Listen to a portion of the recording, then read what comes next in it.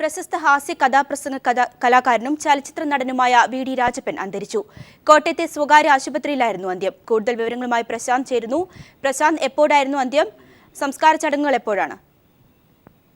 ഇന്ന് ഉച്ചയ്ക്ക് 12:05 മലയാളത്തിലെ ശ്രദ്ധേയനായ ഹാസ്യ കഥാപ്രസംഗകൻ ഒപ്പം നടനുമായിട്ടുള്ള വി ഡി രാജപ്പൻ അന്തരിച്ചത്. അദ്ദേഹം പക്ഷാഘാതം മൂലം ചികിത്സയിലായിരുന്നു. മാർച്ച് 8 കോട്ടയത്തെ സ്വകാര്യ ആശുപത്രിയിൽ പ്രവേശിപ്പിക്കുകയായിരുന്നു. ഇന്ന് ഉച്ചയ്ക്ക് 12:05 പക്ഷാഘാതം ഹൃദയാഘാതം മൂലമാണ് മരണം സംഭവിച്ചത്. ഇപ്പോൾ അദ്ദേഹത്തിന്റെ അദ്ദേഹം മൃഗങ്ങളെയും വാഹനങ്ങളെയും എല്ലാം തന്നെ കഥാപാത്രമാക്കിക്കൊണ്ട് അവരുടെ ചിത്രീകരണം ഹാസ്യാത്മകമായി പറയുന്ന ഒരു രീതി പിന്തുടരുകയും അതിലൂടെ ജനകീയനായി മാറുകയും ചെയ്തു. ഒപ്പം അദ്ദേഹത്തിന്റെ മിക്ക കഥാപാത്രങ്ങൾ നായയും പോത്തും എരുമയും പോലുള്ള ജീവികളായിരുന്നു. ഇവരുടെ പ്രതികാരവും പ്രണയവും എല്ലാം തന്നെ ഹാസ്യത്തിന്റെ മേമ്പൊടിയിൽ ചാരിച്ചുകൊണ്ടാണ് അദ്ദേഹം കഥകൾ പറഞ്ഞിരുന്നത്.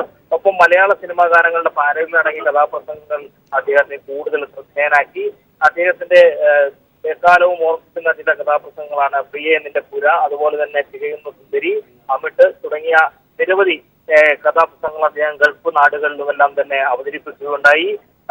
ഇത് ശ്രവണ കാസറ്റുകളുടെ രൂപത്തിലും നിരവധി വിൽക്കപ്പെട്ടിട്ടുണ്ട്.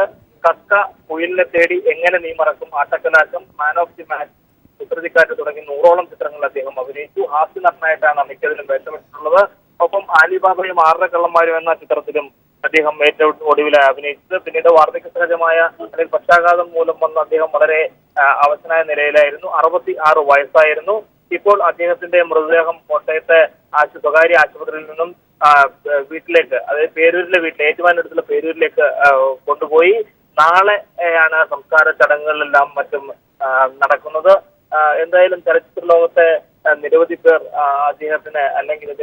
അദ്ദേഹത്തിന്റെ വിയോഗമറിഞ്ഞ കുടുംബാംഗങ്ങളുമായ അനുശോചനമെല്ലാം തന്നെ അറിയിച്ചുകൊണ്ടിരിക്കുന്നുണ്ട്. എന്തായാലും നാളെയാണ് സംസ്കാര ചടങ്ങുകളും മറ്റും നടക്കുക. ഹാസ്യ കഥാപ്രസംഗങ്ങളിലൂടെ കലാരംഗത്ത് വ്യക്തിമുദ്ര പതിപ്പിച്ച വി ഡി രാജപ്പൻ മലയാളത്തിലെ സിനിമാ പാരഡി ഗാനങ്ങളുടെ ഉപജ്ഞാതാവ് കൂടിയാണ്. മലയാളിയെ കുടുകുടാ ചിരിപ്പിച്ച വി ഡി രാജപ്പൻ ശ്രദ്ധേയമായ വേഷങ്ങൾ അവതരിപ്പിച്ചുകൊണ്ട് വെള്ളിത്തിരയിലും മിന്നുന്ന താരമായി. വി ഡി രാജപ്പൻ മലയാളിക്ക് നൽകിയ സംഭാവനകളെ വ്യത്യസ്തമായി കാണണം നമ്മൾ. ആ വ്യത്യസ്തത തന്നെയാണ് വി ഡി രാജപ്പൻ എന്ന കലാകാരനെ സൃഷ്ടിച്ചതും. മലയാള ഹാസ്യലോകത്ത് പാരഡി എന്ന പുതുമയിലൂടെ ഒരു ഹാസ്യ വിപ്ലവം തന്നെയാണ് വി ഡി സൃഷ്ടിച്ചത്. 80കളിൽ സാംബശിവനും കെടാമംഗലവുമൊക്കെ സൃഷ്ടിച്ച കഥാപ്രസംഗത്തിന്റെ ഗൗരവ വഴികളിൽ നിന്നും ഹാസ്യത്തിന്റെ കഥാകഥനത്തിലേക്ക് നമ്മളെ കൊണ്ടുപോയി രാജപ്പൻ. കാറും കോഴിയും പട്ടിയുമൊക്കെ വി ഡി രാജപ്പന്റെ കഥകളിൽ നായകന്മാരായി. കോട്ടയത്തു നിന്നും ഇന്ത്യ മുഴുവനും, പിന്നീട് ചുരുങ്ങിയ കാലം കൊണ്ട് ഗൾഫും യൂറോപ്പും അമേരിക്കയും എന്നു വേണ്ട മലയാളികളുള്ള എല്ലായിടത്തും വേദികൾ കൈയടക്കാൻ വി ഡി എന്ന സാധാരണക്കാരന് എങ്ങനെ കഴിഞ്ഞു? കോട്ടയം ചന്തയിലെ ബാർബർ ഷാപ്പിൽ നിന്ന് തുടങ്ങുന്നു ആ കലാജീവിതം. രാജപ്പന്റെ ഭാവനയിൽ വിരിഞ്ഞ ഹാസ്യഗാനങ്ങൾ കേൾക്കാൻ ദിനവും കടയ്ക്ക് മുന്നിൽ ആളുകൂടി. ഒരു ദിവസം രാജപ്പന്റെ പാട്ട് കേൾക്കാനെത്തിയ മിസസ് KM മാത്യു രാജപ്പനെ വേദിയിൽ പരിപാടി അവതരിപ്പിക്കാൻ ക്ഷണിച്ചു. രാജപ്പൻ എന്ന കലാകാരനെ പുറം ലോകമറിഞ്ഞത് അന്നു മുതലായിരുന്നു.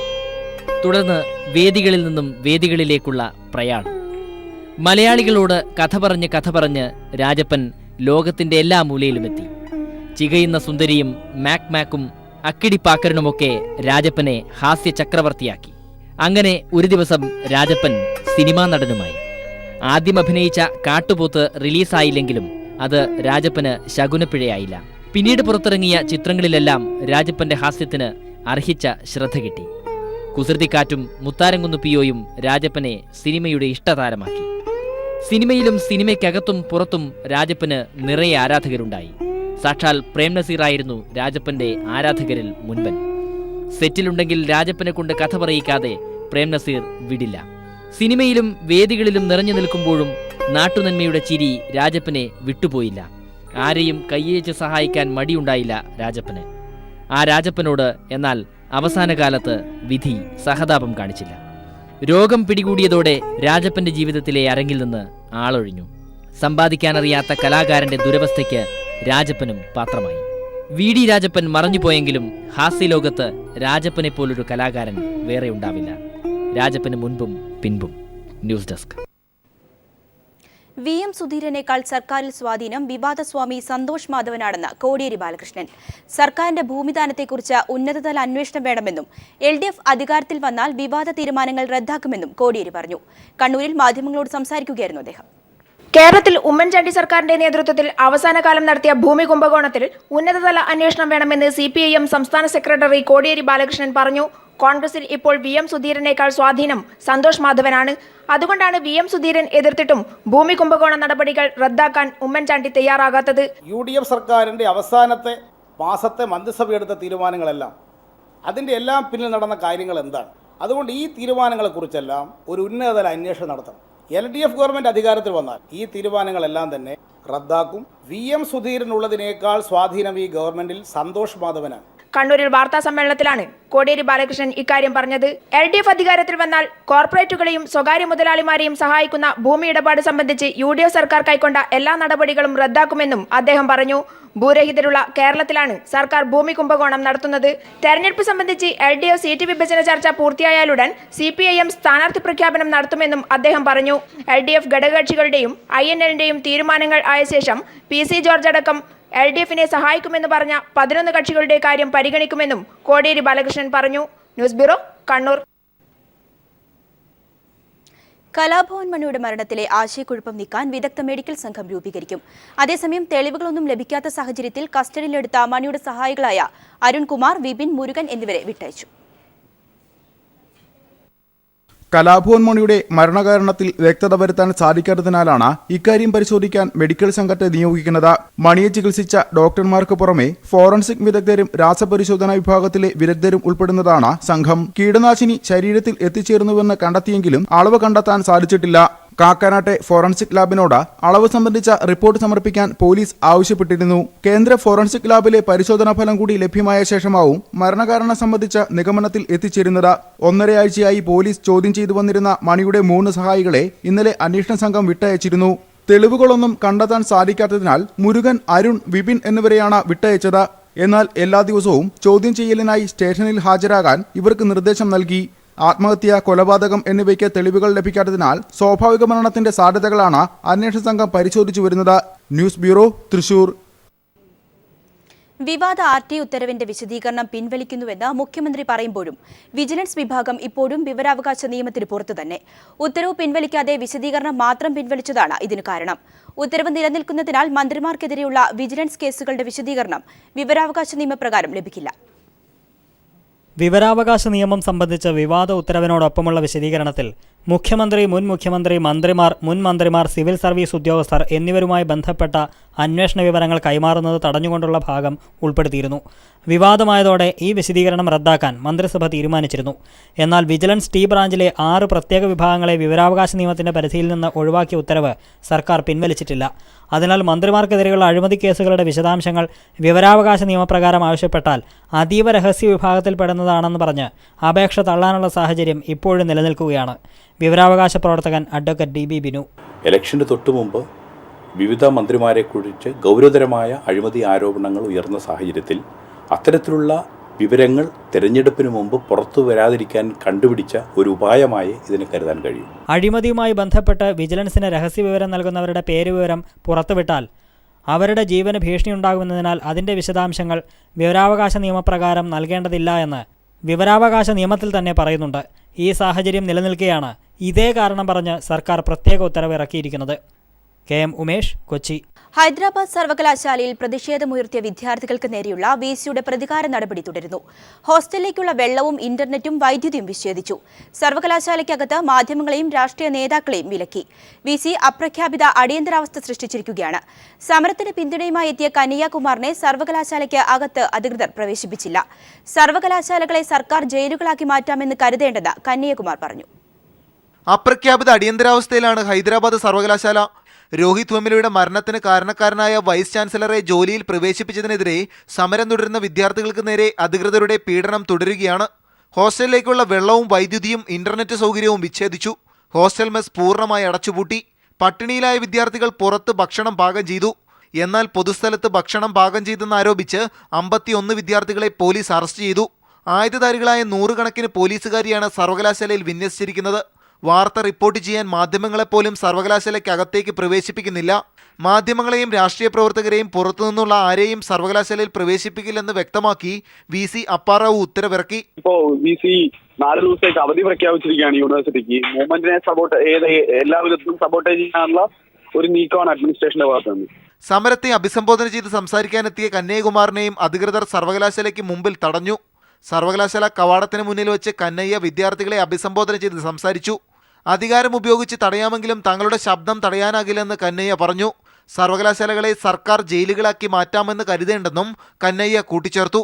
രോഹിത്തിന്റെ മാതാവ് രാധികയുമായി കൂടിക്കാഴ്ച നടത്തിയ കന്നയ്യ രോഹിത്തിന്റെ നീതിക്കായുള്ള പോരാട്ടത്തിന്റെ തുടർച്ചയാണ് JNUവിലെന്നും അറിയിച്ചു. സർവകലാശാലയിലെ അധ്യാപകരും വിദ്യാർത്ഥി സമരത്തിന് പിന്തുണ അറിയിച്ചു. News bureau, Delhi. കോൺഗ്രസ് സ്ഥാനാർത്ഥികളെ തീരുമാനിക്കുന്നതിനായി ഉമ്മൻചാണ്ടിയും VM സുധീരനും രമേശ് ചെന്നിത്തലയും ഞായറാഴ്ച ദില്ലിക്ക് പോകും. ഇരവിപുരത്തിന് പകരം ലീഗിന് നൽകേണ്ട സീറ്റിന്റെ കാര്യത്തിൽ ഇന്ന് നടന്ന ചർച്ചയിൽ ധാരണയായില്ല. ഇരവിപുരത്തിന് പകരം കരുനാഗപ്പള്ളി വേണമെന്ന നിലപാടിലാണ് ലീഗ്. കരുനാഗപ്പള്ളി വിട്ടു നൽകാനാകില്ലെന്ന് കോൺഗ്രസ് നേതൃത്വം ലീഗിനെ അറിയിച്ചു. കുന്നമംഗലം വിട്ടു നൽകണമെന്ന കോൺഗ്രസിന്റെ ആവശ്യം ലീഗും നിരാകരിച്ചതോടെ ചർച്ചയിൽ സമവായമായില്ല. കോൺഗ്രസ് പട്ടിക ഈ മാസം 31-നകം പ്രഖ്യാപിക്കുമെന്ന് സുധീരൻ പറഞ്ഞു. 26-ാം തീയതിയോടുകൂടി ഘടകകക്ഷികളുമായിട്ടുള്ള ചർച്ച പൂർത്തിയാക്കും. അത് കഴിഞ്ഞ് 27-ന് ഞങ്ങൾ 3 പേരും കൂടെ ഡൽഹിക്ക് പോകാനാണ് പ്ലാൻ ചെയ്യുന്നത്. 27-ന് വൈകിട്ട് 28, 29, 30 തീയതികളിലായി ഡൽഹിയിൽ സ്ക്രീനിംഗ് കമ്മിറ്റിയും തുടർന്ന് സെൻട്രൽ ഇലക്ഷൻ കമ്മിറ്റിയും അതിൽ പങ്കെടുത്ത് 31 കോൺഗ്രസിൻ്റെ സ്ഥാനാർത്ഥി പട്ടികയ്ക്ക് രൂപം നൽകാൻ സാധിക്കുമെന്നാണ് ഇപ്പോഴത്തെ ഒരു ധാരണ. അതേസമയം ഇടുക്കി പീരുമേടിൽ ഹോപ്സ് പ്ലാന്റേഷന് ഭൂമി പതിച്ചു നൽകിയത് പിൻവലിക്കണമെന്ന് VM സുധീരൻ വീണ്ടും ആവശ്യപ്പെട്ടു. ഇടുക്കി DCCയും ഇക്കാര്യം സർക്കാരിനോട് ആവശ്യപ്പെട്ടിട്ടുണ്ട്. എന്നാൽ സുധീരൻ സമ്മർദ്ദം ചെലുത്തുന്നത് സ്ഥാനാർത്ഥി നിർണയത്തിൽ സ്വന്തം താൽപ്പര്യം പ്രതിഫലിപ്പിക്കാനാണെന്ന നിലപാടിലാണ് ഗ്രൂപ്പ് നേതൃത്വം. ഈ അഭിപ്രായ വ്യത്യാസം സ്ഥാനാർത്ഥി നിർണയത്തെയും ബാധിച്ചേക്കും. News bureau, Thiruvananthapuram. ഇന്ന് ലോക ക്ഷയരോഗ ദിനം. ഇന്ത്യയിൽ 1.2 ലക്ഷം പേരാണ് ക്ഷയരോഗത്തെ തുടർന്ന് കഴിഞ്ഞ വർഷം മരണപ്പെട്ടത്. ഇതിൽ 1143 പേർ കേരളത്തിൽ നിന്നുള്ളവരാണ്. ക്ഷയരോഗത്തിനെതിരെ ഒന്നിക്കുക എന്നതാണ് ഈ വർഷത്തെ മുദ്രാവാക്യം. മൈക്കോബാക്ടീരിയം ട്യൂബർകുലോസിസ് എന്ന ബാക്ടീരിയയാണ് ട്യൂബർകുലോസിസ് അഥവാ ക്ഷയരോഗം ഉണ്ടാക്കുന്നത്. 1882-ൽ റോബർട്ട് കോക്ക് എന്ന ശാസ്ത്രജ്ഞനാണ് രോഗം ആദ്യമായി കണ്ടുപിടിച്ചത്. കണ്ടുപിടുത്തത്തിന്റെ 100-ാം വാർഷികത്തിലാണ് മാർച്ച് 24 ക്ഷയരോഗ ദിനമായി ആചരിക്കുവാൻ ലോകാരോഗ്യ സംഘടന തീരുമാനിച്ചത്. വായുവിലൂടെ പകരുന്ന രോഗമാണ് ക്ഷയം. പ്രധാനമായും ശ്വാസകോശങ്ങളെയാണ് രോഗം ബാധിക്കുന്നത്. ലോകത്തിലെ ക്ഷയരോഗികളിൽ 5-ൽ-1 ഇന്ത്യക്കാരനാണെന്നാണ് ലോകാരോഗ്യ സംഘടനയുടെ കണ്ടെത്തൽ. ഓരോ 3 മിനിറ്റിനുള്ളിലും 2 പേർ രോഗം മൂലം മരിക്കുന്നതായാണ് കണക്ക്. കഴിഞ്ഞ വർഷം 1.2 ലക്ഷം രോഗികളാണ് ഇന്ത്യയിൽ മരണപ്പെട്ടത്. ഇതിൽ 1143 പേർ കേരളത്തിൽ നിന്നുള്ളവരും. രോഗബാധയെ നിയന്ത്രിക്കാൻ ജനങ്ങൾ ജാഗ്രത പുലർത്തണമെന്ന് ആരോഗ്യ വിദഗ്ധർ പറയുന്നു. പൾമോളജിസ്റ്റ് ഡോക്ടർ പത്മാവതി. TB എന്ന അസുഖം കാറ്റ് വഴി നമ്മൾ ചുമയ്ക്കുമ്പോഴോ അല്ലെങ്കിൽ തുമ്മുമ്പോഴോ സംസാരിക്കുമ്പോഴോ നമ്മുടെ വായിലുള്ള കഫം സ്പ്രെഡായിട്ട് വേറൊരാൾ ഇത് ശ്വസിക്കുമ്പോഴാണ് TB അസുഖം വരിക. ഇത് വെറും ശ്വാസകോശത്തിന് മാത്രമല്ല ബാധിക്കാറ്, നമ്മുടെ ബോഡിയിലെ പല ഓർഗൻസിനും ബാധിക്കാം. പുവർ സാനിറ്റേഷൻ, ഹൈജീൻ കുറവ്, പിന്നെ ഓവർ ക്രൗഡിങ്, പിന്നെ നല്ല ഹൗസിംഗ് ഫെസിലിറ്റീസ് ഇല്ലാത്തത്, പിന്നെ പബ്ലിക് പ്ലേസസിൽ ടൂ മച്ച് ഓഫ് ക്രൗഡിങ്, ഇതൊക്കെ കാരണം ഈ അസുഖം കഫം വഴി എയർബോൺ ആയതുകൊണ്ട് സ്പ്രെഡ് ആവുകയാണ്. കേരളത്തിൽ 2014-നെ അപേക്ഷിച്ച് 2015-ൽ രോഗബാധിതരുടെ എണ്ണം കുറഞ്ഞിട്ടുണ്ട്. 23,573 എന്നത് 2015-ൽ 22,858 പേരായിട്ടാണ് കുറഞ്ഞത്. ഇതിൽ 1,819 പേർ കുട്ടികളാണ്. 82% പേർക്ക് രോഗം ഭേദപ്പെട്ടതായും സംസ്ഥാന TB സെന്റർ വ്യക്തമാക്കുന്നു. അതേസമയം ലോകത്ത് പകർച്ചവ്യാധികളിൽ ഏറ്റവുമധികം രോഗികൾ മരണപ്പെടുന്നത് ക്ഷയരോഗം മൂലമാണ് എന്ന വസ്തുതയും ലോകാരോഗ്യ സംഘടന ഓർമ്മിപ്പിക്കുന്നു. News bureau, Thiruvananthapuram. ക്രിസ്തുദേവന്റെ അന്ത്യത്താര സ്മരണ പുതുക്കി ക്രൈസ്തവർ ഇന്ന് പെസഹ ആചരിക്കുന്നു. ഇതിന്റെ ഭാഗമായി ദേവാലയങ്ങളിൽ പ്രത്യേക പ്രാർത്ഥനകളും കാൽകഴുകൽ ശുശ്രൂഷകളും നടന്നു. എളിമയുടെ പ്രതീകമായി യേശു ക്രിസ്തു തന്നെ 12 ശിഷ്യന്മാരുടെ കാലുകൾ കഴുകിയതിന്റെ പ്രതീകമായാണ് ദേവാലയങ്ങളിൽ ചടങ്ങുകൾ നടന്നത്. കൊച്ചിയിൽ സീറോ മലബാർ സഭയുടെ ആസ്ഥാന ദേവാലയമായ സെന്റ് മേരീസ് ബസലിക്കയിൽ നടന്ന ചടങ്ങുകൾക്ക് കർദിനാൾ മാർ ജോർജ് ആലഞ്ചേരി നേതൃത്വം നൽകി. കൈക്കൂലിക്കും അഴിമതിക്കും വേണ്ടി ജീവിക്കുന്നവർ ദരിദ്രന്റെ പണമാണ് അപഹരിക്കുന്നതെന്ന് ഓർമ്മ വേണമെന്ന് തന്റെ പെസഹ ദിന സന്ദേശത്തിൽ കർദിനാൾ പറഞ്ഞു. ദേശീയവാദത്തിന്റെ പേരിൽ മനുഷ്യനെ വിഭജിക്കുന്നത് നീതീകരിക്കാനാവില്ലെന്നും അദ്ദേഹം കൂട്ടിച്ചേർത്തു.